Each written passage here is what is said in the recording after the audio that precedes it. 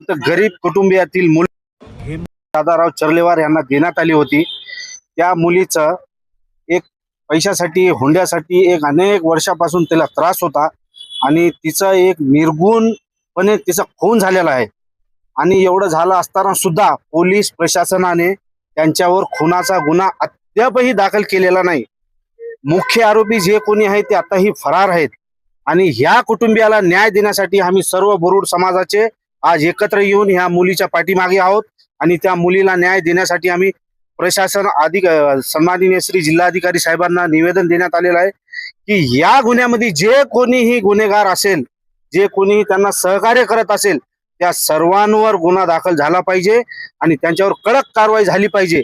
लाडकी बहिणीला एक आधार म्हणून शासनाने 1500 रुपये देऊन त्यांचा हात बळकट केलाय, पण तीच लाडकी बहीण आज जगात जिवंत राहण्यासाठी त्रस्त आहे। त्या लाडक्या बहिणींना पैशाची नाही तर एक जगन जिंकण्याची आणि त्यांना एक सक्षम करण्याची, त्यांच्या पाठीमागं खंबीरपणे उभा टाकण्याची शासनाची गरज आहे। असा एक चांगला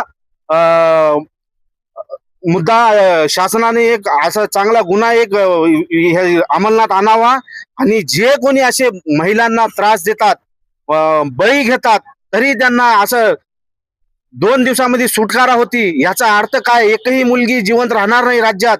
अनेक समाजामध्ये असे प्रश्न घडत आहेत, राज्यामध्ये घडत आहेत, हे कुठेतरी थांबलं पाहिजे।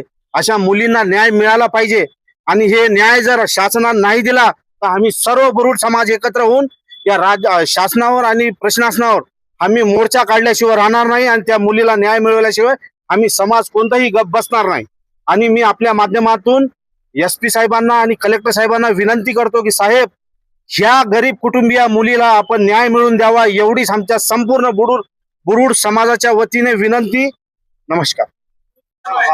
तृप्ती हेमंत चर्लेवार याचं लग्न 4 वर्षापूर्वी झालेले आहे। त्याला हुंड्याची वारंवार मागणी करत होते म्हणून तिचा छळ केला। तिचे गंभीरपणे खुनाचा आरोप आहे, तरी त्यांनी फाशीची शिक्षा अशी सोपवली आहेत, तरी त्याला जास्तीत जास्त फाशीची शिक्षा मिळावे असे म्हणजे म्हणणं आहे। त्याला मुलं आहेत 2, एक केहास दीड वर्षाचा, एक 3 वर्षाचा केहास आणि 1.5 वर्षाचा शिवांश आहे। ते दूध पिता आहे। पण मुलीची मी आई आहे। तिला छळ करून हुंड्यासाठी मारहाण केली आहे, तिचा मृत्यू केला आहे। पोलीस पदी तक्रार दिली तरी त्यांनी आरोपीला 2 आरोपीला अटक करून बाकीचे आरोपी फरार आहेत। त्या फरार आरोपीला सुद्धा धरू शकले नाहीत, त्याला शिक्षा सुद्धा केली नाही। माझं नाव मोहन पटकोटवार, नांदेड जिल्हा बुरुड समाज संघटनेचे अध्यक्ष आहे।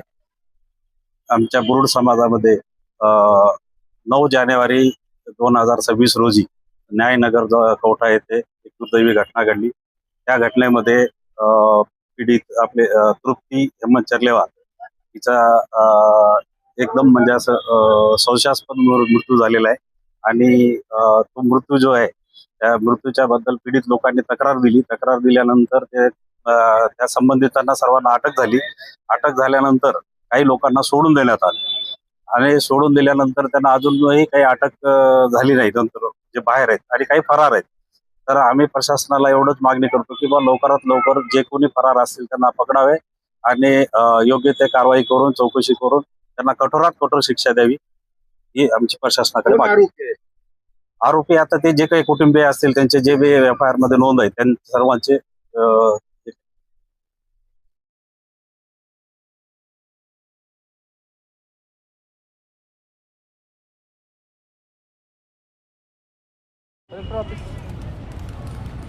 कलेक्टर